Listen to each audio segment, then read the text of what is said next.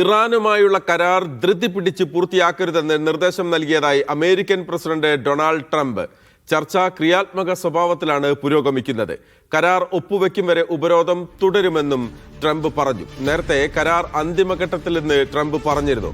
Hormuz തുറക്കാൻ Iran തയ്യാറായേക്കും. പക്ഷേ ഹോർമുസിന്റെ നിയന്ത്രണം ഇറാന്റെ കയ്യിലായിരിക്കുമെന്ന് ഇറാൻ മാധ്യമങ്ങൾ പറയുന്നു.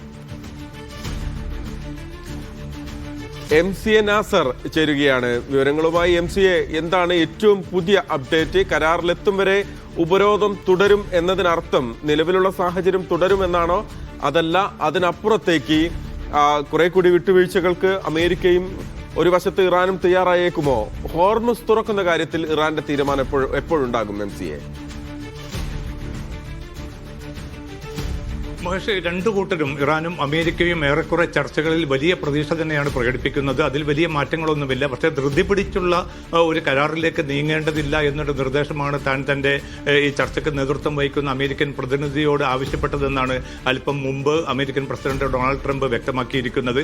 എല്ലാ കാര്യങ്ങളും വളരെ വിശദമായിട്ട് പര്യാലോചനകൾ നടത്തി മാത്രം മുന്നോട്ട് പോയാൽ അബദ്ധങ്ങൾ ഇല്ലാതെ പറ്റും. അതുകൊണ്ട് വളരെ കരുതലോടുകൂടി മാത്രം മുന്നോട്ട് നീങ്ങാനാണ് താൻ നിർദ്ദേശിച്ചതെന്ന് പറയുന്നു. അതോടൊപ്പം തന്നെയാണ് ഈ നാവിക ഉപരോധം എന്നത് ഈ കരാർ പൂർണ്ണ സ്വഭാവത്തിൽ ഒപ്പുവെക്കുന്നത് വരെ നാവിക ഉപരോധം തുടരും. അതിനുശേഷം മാത്രമായിരിക്കും ആ ഉപരോധം പിൻവലിക്കുക എന്നുകൂടി ട്രംപ് പറഞ്ഞു വെക്കുന്നുണ്ട്. ഇറാന്റെ ഭാഗത്തു നിന്നും പോസിറ്റീവായിട്ടുള്ള സിഗ്നലുകളും ഏറെക്കുറെ പ്രതീക്ഷകളും തന്നെയാണ് ഇറാൻ നേതൃത്വവും പങ്കുവെക്കുന്നത്. പക്ഷേ അതേസമയം പ്രഖ്യാപിതമായിട്ടുള്ള നിലപാടുകളിൽ വലിയ തോതിൽ വിട്ടുവീഴ്ച ഉണ്ടാകില്ലെന്ന നിരന്തരമായിട്ടുള്ള ആ ഒരു പ്രഖ്യാപനം ഇന്നും ഇറാൻ നേതൃത്വം നടത്തുന്നുണ്ട്. പ്രത്യേകിച്ച് ഹോർമുസിന്റെ കാര്യത്തിൽ അത് തുറക്കും എന്ന് ഒക്കെ ഉറപ്പാണ്.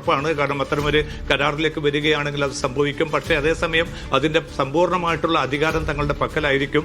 അതുകൊണ്ട് തന്നെ ആ കാര്യത്തിൽ ഒരു വിട്ടുവീഴ്ച ചെയ്യുന്ന പ്രശ്നം ഉദിക്കുന്നില്ല എന്നുകൂടി ഇറാൻ വ്യക്തമാക്കിയിട്ടുണ്ട്. പിന്നെ ആണവ വിഷയം എന്നത് ഒരു 2 മാസത്തെ സാവകാശം എടുത്തുകൊണ്ട് ചർച്ചയിലൂടെ ഒരു വ്യക്തതയിലെത്തുക എന്നതാണ് നേരത്തെ ഇരുകൂട്ടരും തമ്മിലുള്ള ചർച്ചയിലൂടെ രൂപപ്പെട്ട ധാരണ എന്നാണ് വാർത്തകൾ പുറത്തു വന്നത്. പക്ഷേ അക്കാര്യത്തിൽ ഇറാൻ അതേ നിലപാട് തന്നെ പങ്കുവെക്കുന്നുണ്ട്. പക്ഷേ അമേരിക്കയുടെ ഭാഗത്തുനിന്ന് അതിൽ ചില ചാഞ്ചാട്ടങ്ങൾ വന്നതായിട്ടാണ് ഇപ്പോൾ ഏറ്റവും അവസാനം ലഭ്യമാകുന്ന റിപ്പോർട്ടുകൾ.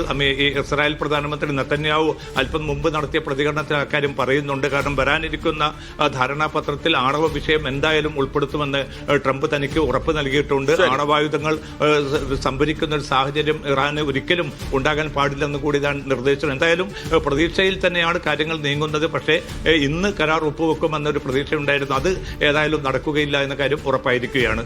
മഹേഷ്, ശരി. MCA നാസറാണ് ഏറ്റവും പുതിയ വിവരങ്ങൾ നൽകിയത്.